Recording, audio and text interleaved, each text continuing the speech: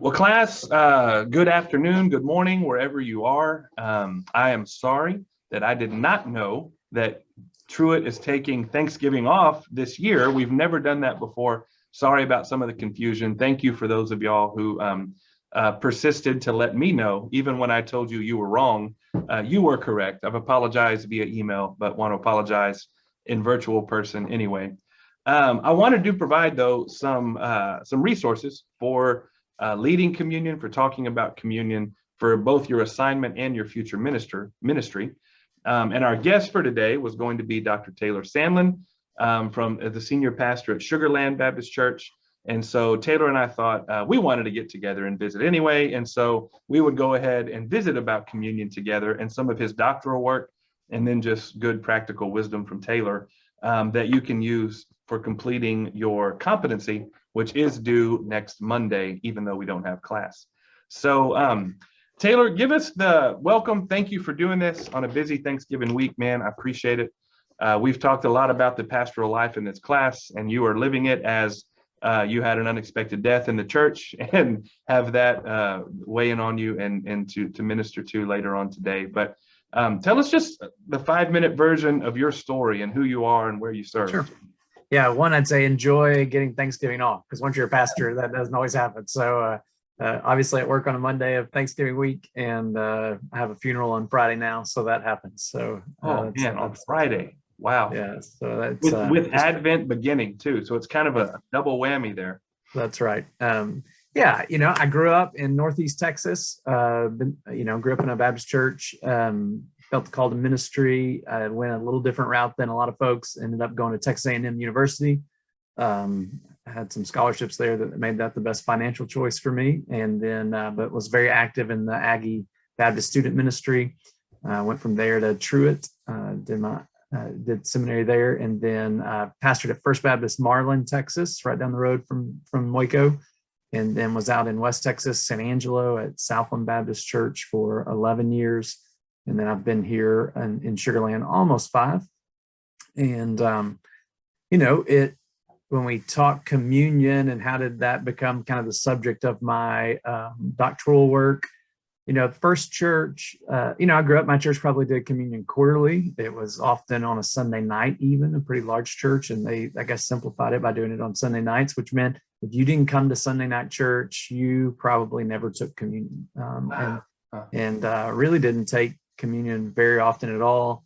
Kind of heard the whole Baptist rationalization for that being, well, we want it to be special. But sometimes it made it more awkward than special because you just didn't do it very often. And, yeah, I could feel that in my first. Go ahead.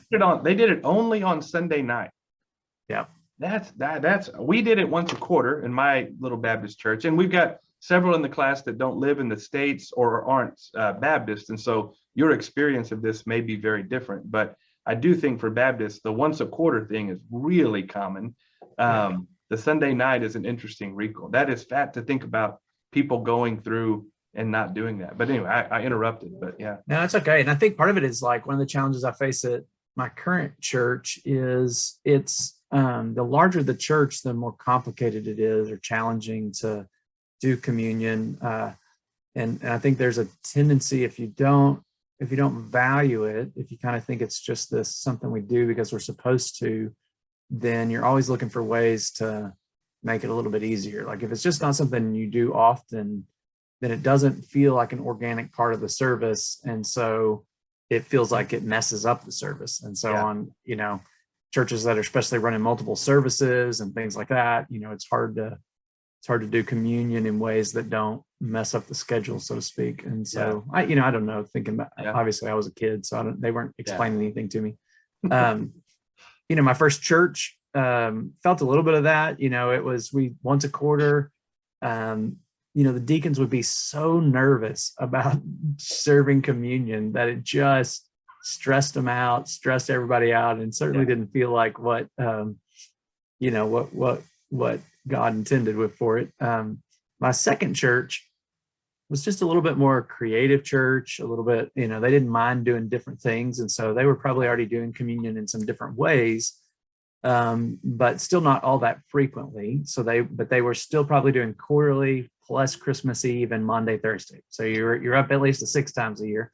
And I had a Episcopal priest, retired Episcopal priest, join my church. We got to be friends. There are a ton of reasons he was coming to our church at that point in his life, but he eventually passes away, and his family wants to have the service at our church. And they asked if they could do communion out of the Book of Common Prayer. And, I said, well, I'll have to look at it, but yeah, sure, I'm probably can do it. I've never in my life seen communion at a Baptist funeral. Yeah. But this is what they want, and we do that, and it becomes a very meaningful experience. Was very powerful in that funeral service, which got me to thinking about, why doesn't this play as big a role for Baptists in general? Again, like you said, tends to be Baptist in the South. Baptists in the North tend to do it more often. Certainly, we probably should say, predominantly white Baptist churches. I think other churches do it more frequently, even in the South. But started looking at it, and so did doctoral work, and it just became a good project. So how can we bring communion to a more central place in Baptist worship? And so that's what we did. And the church, I was very fortunate that the church that I was in, they were not stickler. It was in some ways a traditional kind of church, but they were not traditionalist in the sense that they didn't mind doing things differently time to time. So it was a good church to try to. What do you think the origin of the quarter is, once a quarter? How did that get negotiated? Any idea? Yeah, I think, it's so funny. Growing up, we were always, they would always shape conversations. I grew up deep Northeast Texas. Yeah. And they would always shape, we would act like our motivation for the way we did the Lord's Supper was kind of against Catholicism. Yeah. But really in a lot of my research, I think it was probably more against Church of Christ. In parts of the South, Baptists and Catholics were not going after the same people. I mean, those were pretty distinct populations, but you did have Church of Christ and Baptists kind of going after the same folks. And I think in some ways that Church of Christ emphasis on communion every Sunday, I think it was brand identification in some ways. It was like, well, that's rote, that's lacks meaning. And, there's a very kind of a small group of Baptists that are kind of Northeast Texas, Arkansas, and Tennessee. And their headquarters are in Texarkana, where I grew up. And if you went into the Baptist bookstore there, it was really run by that group. It wasn't a Lifeway or anything like that. And they, at the very front, had anti-Campbellite brochures, which were, against basically the Church of Christ. And so I think it's a lot of that, and it's I do think you have kind of I think you have Baptist preachers through the years trying to explain the memorial point of view, but doing it poorly, which then has the net effect of diminishing the significance of communion. So using words like, this is just a symbol. Well, what they were really trying to say there was, we don't believe in the real bodily presence of Jesus Christ in the elements, which is good theology. But when you say just a symbol, it makes people think, well, this doesn't matter. When symbols carry lots of power. I mean, symbols, there's a reason pastors get in trouble for either bringing in or bringing out the American flag, and symbols carry lots of weight, but that's terrible language. So I would advise, if you're ever trying to explain the memorialist position, never say it's just a symbol. I think it just is a phrase that does more damage than good. My family goes to Calvary here in Waco, and we do it. We observe communion quite often, but I couldn't figure out the rhythm of it. It wasn't like once a month. It was certainly more often than once a quarter. Quarter is just one of those. We don't do much in quarters outside of the business world. It's just one of those odd things to me. Like monthly would have made more sense. But so somehow in Calvary's history, I really don't know the full story, they negotiated 5 weeks. Like some wanted monthly, some wanted less. So like the compromise was like 5 weeks. And if you tried, that's one of those golden calves. So I've been told that if you try to touch that, and say, let's just go to once a month. Like some people will freak. It's just how deeply theological, meaningful, worshipful things, even for those who all believe that, it still comes down to this, the oddest reason sometimes we do things. Yeah, and I think it's ingrained in traditional Baptists not to do it too often. Yeah. So, my project, we did communion 6 Sundays in a row. We did it in slightly different ways, wrote Sunday school literature off of it. All the sermons were based around communion. And, so then in a DMIM project, that's qualitative research. So then you're interviewing people and talking about their experience. And every single person was like, this was great. We loved it. It was meaningful every time. And so then you get to, well, how often do you think we should do this? And they're like, definitely not every week. It would lose its special, it wouldn't be special anymore. And of course, from the other side of that is, I preach every week. We sing songs every week. As somebody said, spouses don't mind kissing each other every day. Like, you don't say, well, we're not going to kiss very often, so it doesn't say special. So, but we went to once a month in that church, plus kind of special services, and so that worked out well. It was a good rhythm. Yeah, and I think that is, like, every church has its DNA and its rhythm, and that's part of the job, is to find what works for that place. You said y'all did it 6 different ways. I mean, so some in the class have probably only done it one way or 2 ways. What were some of those different ways? Yeah. So when I say that, we did, really big about so much of the symbolism, of course, bread and cup. And I think Baptists get that, but the table itself carries so much, I think, symbolism, that God would leave this gift to us to teach us the gospel. Certainly it's centered on his sacrifice for us, but also that it's at a table. What it does is it brings us to the table, so that while we are saved as individuals, we are saved into this family of faith. And so the table itself is such a powerful metaphor that I think allows for lots of good gospel preaching.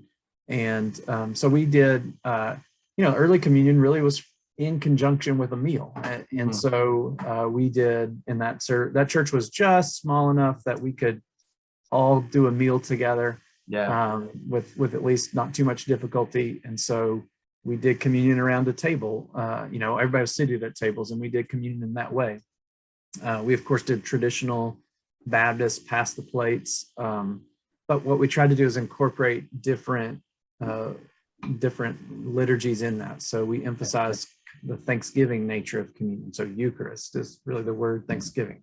Jesus took the bread, and after he had given thanks. And so we spent a service where we gave people opportunity to offer thanks in conjunction with the Lord's Supper. We did times where, one that we did around a meal.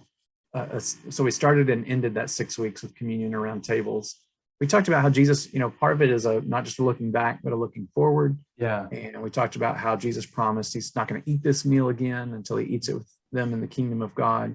And for the disciples, that would have been a very tangible promise. They knew what it was like to eat with Jesus. And so this idea of eating with him again in the kingdom would have been a real longing. And so, but for us, because we haven't ever actually sat down with Jesus, that's more of an abstract concept for us. Yeah. And so what I did is had people bring, and that church, we did a kind of weekly midweek email that kept me in correspondence with folks. And so I invited everyone to bring a picture of someone they loved who had already died that they longed to eat with again. And we, all through this series, we talked about how symbols communicate to us, and food's a powerful symbol. So, I can't eat gumbo without thinking of my grandfather, because he made great gumbo, and we shared lots of bowls of gumbo together.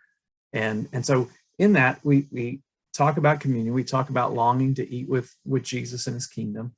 And then I had everybody around their individual tables take their pictures and share with folks, who is this? And, what do you hope, what do you long to eat with them again? And so people would say, you talk about powerful, in a church like that, you got folks with pictures of their kids who have died, you got spouses, and so we go around and we share who that is and about how we want to eat with them again. And then we read Jesus's words about promising to eat this meal with us in the kingdom of God. Wow. And so then we partake.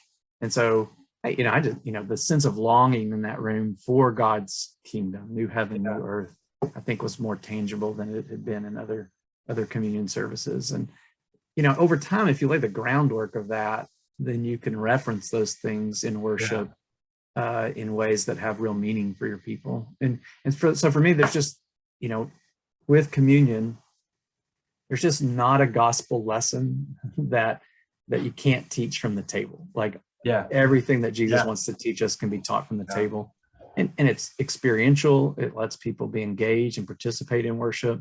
In that church, we often would pass the elements, but sometimes we would come forward to, an altar up front. Mm-hmm. And, that's a different dynamic because you get to see people, they get up and move and you can see them. So I can remember this wasn't with the project, but later on, a lady who had been out with chemotherapy, beloved lady in the church, she shows up for the first time in a long time and we're taking communion. And so people see her walking down and, a friend from across the room just sprints across the room during communion to give her a hug. And, all of those unscripted moments were really powerful through the years. Man, what a great, we've done this several times together, Taylor, but I'm never not moved when you share those stories. I mean, that's just good pastoral work. All right. So you moved you did that in a very specific place, very special place. And, on the scale, Southland is a large church, but kind of a medium-sized church sort of for Texas context. You move into Sugarland, which is a much larger church, very different setup as a whole, a great church, just bigger. How have you, what of that has been able to translate for all of us having to translate some of your great work into a different context? How has that worked for you? Yeah, there's challenges, because you think you're just going to be able to duplicate things, but you don't, you can't. And so even things like architecture make a huge difference. We didn't have a balcony at that other church. And so everything's happening on one floor. Nobody's having to navigate steps. Just the layout of that room. And I could have multiple stations that people could come to with ease. And I tried to do that here and it worked on the floor. And it just fell apart in the balcony. You're just people having to navigate steps. There aren't as clear just the way our balcony's built. There isn't a natural flow of where do I go? And it just got to where it was like, I don't think I'm ever going to be able to create a system or a simplicity of explanation to make that work here. So you have to give up some things just because of what your architecture dictates. So we don't ever ask people to come forward in a service where I'm going to have people in the balcony. So it may be that we're doing a special service, a Monday, Thursday, or something like that, where just the crowd is smaller, and we do that in a different setting. So we've done communion around tables on a Monday, Thursday. We've done people coming forward in some other smaller settings. But in the worship service itself, I've just had to, as much as I love that, I've had to give that up for what we do here. I've also here, we have, and I did this in both places. I for Baptist, if you do the traditional, deacons come forward, they pick up the plates, and communion can be more about the deacons getting the plates than about the taking of communion. And just the weight of what happens during communion as you spend 15 minutes. It's kind of a pageant in its own way. And for some churches, that is a sacred cow, and you're going to have difficulty changing it. But in the churches I have been in, it hasn't. And it just makes the deacons nervous because it takes too long. And I actually learned this from, I had a sabbatical during my doctoral work. And I went to churches that observe communion every Sunday just to see, how do they do this? What's the mechanism? And so from a great Church of Christ church there in St. Angelo, they had the tables with the elements in the back of the room. Deacons, when they were called, they just went and grabbed the plate. There was no passing it out. The deacon just went and picked it up, and then they went to their spots. And what that did is it minimized the pageantry of that, but then it let you spend more time actually with people having the elements in their hands, talking about it, maybe having a litany of some sort, and then partaking. And so I've done that here. There's little inserts you can buy that go into the cup plate that, that means you don't get as many cups per plate, but it means you can get the bread and the cup in the same plate. And so that you're only having to do one pass to get the elements into people's hands. And I find that just better. It's not fast food. I'm not trying to hurry it up. But I would like the emphasis to be on kind of the corporate worship moment instead of how do we get this into people's hands. And that's worked well for us. And, but there's other churches that, they have a rhythm with the passing of the bread and then the passing of the cup. And so you don't have to do it that way by any means, but it's worked for us. Yeah. In class, I mean, this is where we're getting into the weeds. It may not be as exciting. It's likely more practically helpful for you for your assignment, one, and just you will have, I remember being a first-time pastor, we had studied this stuff, but I was like, oh, I've got to organize this with, deacons that are most of them old, and one of them had a stroke and only had use of one hand. I mean, all of these different things. And, so for those who are not Baptist or didn't grow up very traditional Baptist, generally you have in the front at the altar, all of the trays are stacked, and the pastor picks up a stack of trays, and the deacons are on the front row, and you hand a tray to each deacon, and they have a pre-assigned spot. They deliver it and they all come back, and then you collect the trays again and you put them all on the altar. Well, I collected them all. I'd been there several years at this point. And I didn't know that it was off balance on the second tray. So the whole thing was stacked slanted, and I didn't know it. And we had a tile floor to our church. And thankfully it was the bread and not the juice. I set the bread trays down, and the 12 trays just went clang, clang, clang, clang, clang, clang, clang, clang. It was one of those where you go, oh, I didn't ruin Lord's Supper, but it definitely, any reverence, any momentum that we kind of built to prepare people's hearts to get out of the way and let God speak to them. It just deflated all of that. And we went back to different ways the next Sunday, but I like that idea of limiting the human, my word is pageantry and complication, and simplifying it as much as possible. Okay, so take us through Communion Sunday at Sugarland Baptist Church. I mean, from who prepares the elements and when, and how's that arranged? And that's a big deal, especially if you're going to do communion more often. You have to realize you're asking volunteers to prep more often, and so you're going to have to exert leadership to help communicate why that's important.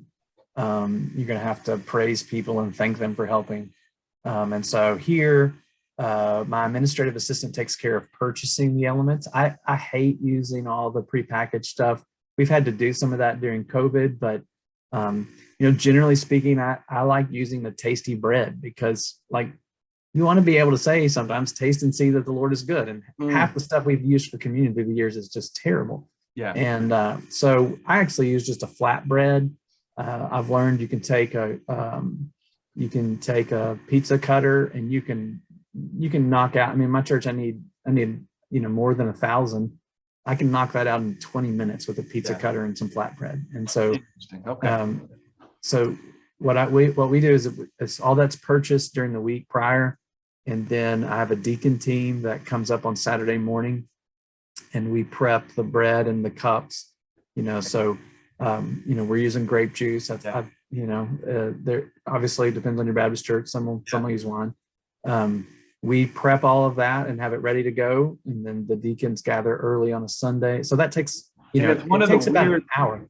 It's one of those weird ministry background things. There's technology, simple technology there's a squeeze bottle with this little nozzle on it, perfectly for filling cups. There's weird little tricks of the trade that can be developed for that. So there's two main ways to get the juice in the cup. One's a squeeze bottle with the little nozzle. And I actually prefer, there's one that's more like a funnel with a button on top, and the button releases the opening.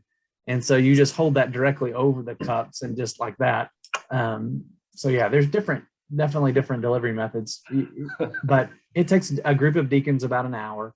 And so, I try to make that most of the time. If I'm asking them to be up here, I try to show up. Like this last month I was out, and that's one thing is it's a good thing for other ministers to do communion. So I was out on vacation this last Sunday, but my educational team, they led communion, and it helps emphasize that they are also pastors at our church. And so, I don't have to be the one that does it every time, but so deacons prep takes about an hour on Saturday. And then of course on Sunday morning, we have to get here a little bit early. The deacons need instructions every time because they're nervous, and they don't want to mess up because they don't want to be embarrassed by being messed up. So you just have to be very conscious of that you want to help them have the confidence to not mess up. And then some of it's just the language you give about communion. So, in all of my explanation, you try to slow things down for people. I always have to acknowledge, look, we get that people are in our church service today that you don't belong, you're not members, you may come from different traditions, and it's intimidating to walk into a church that's having communion. You don't know what the rules are. So, we practice open communion. Anybody can participate who's professed Jesus Christ as Lord. And we don't, we're taking anybody's word for it. We're not fencing the table quite a bit like some churches. But you got to explain that, and you got to explain what's going to happen and how it's going to happen. So this is from the pulpit. This is from the pulpit. This is happening. Yeah. So, I'll say, I kind of have it just flows at this point. I'll say, we're glad you're with us today. And we know it can be intimidating to worship in a new place, in a new setting, especially when they do something like communion. And so we just want to put you at ease. And we say, we just want you to know that we don't think this is our table. So you don't have to be a member of our church to participate.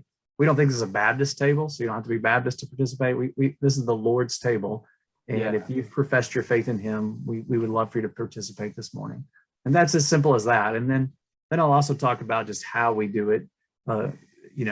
Those plates, if they have the bread and the cup, it's really helpful if you pass the plate first and then take the bread and the cup, just with your hands. It's a little bit easier. So I say that out loud. And so we'll do all of that explanation.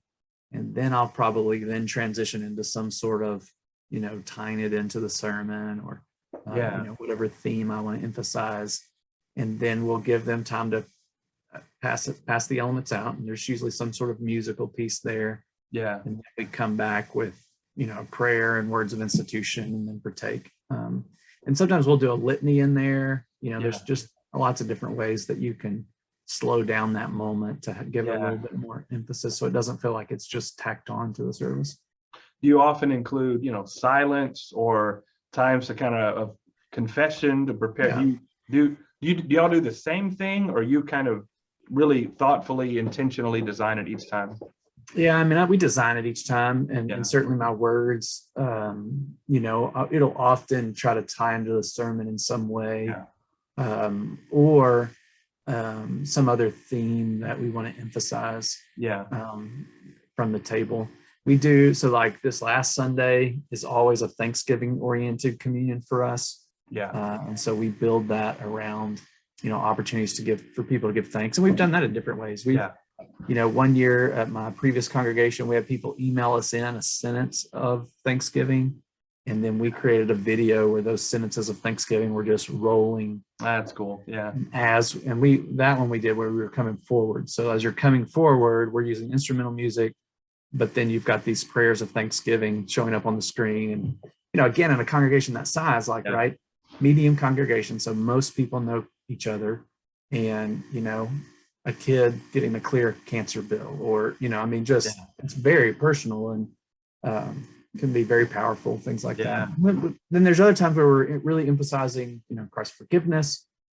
And so we had one where we had choir members reading all of those various scriptures where it moves from, darkness to light, cleansing passages, and just that power of, hearing God's word read over you while you take communion, is we've done too, with lots of effect. And I think what you're saying, if I'm hearing, and this is more for the class benefit of the only way to not do this well, that's the wrong way to say that. But every time you do it, the Spirit can and will communicate the gospel and minister to people in unique and mysterious ways through communion that we don't quite understand. I mean, it really is a work of the Spirit. And so you don't want to just tack it on in a service and like, okay, we got to get this done, or what, mold the whole service around it, to lead everything up to it. However you do it, make it be a thoughtful thing of how might the Spirit be leading us to observe this together today. There's incredible creativity, even in really traditional places, I think, to still be creative and make it meaningful and make it special, and people will appreciate it, because often the Spirit will move in those times. And of course, most people deeply appreciate that. Do you always do it at the end, or have y'all messed with order of worship sometimes? We've sometimes done it before the sermon. I do find that sometimes it works better as a crescendo moment. Like there is a sense in which you need some wording for it to make sense for people. And then it can almost feel at that point like the sermon is, I mean, honestly, right? The table sometimes is a more complete picture of the gospel than your sermon. And so sermons, by their very nature, especially if you're doing kind of a big idea, there's a lot of things you're not saying in that sermon. And the table is a more kind of robust picture of salvation. And so we have tried it beforehand. I think I still prefer it after most of the time. But I will say, you're talking about meaning in the Spirit.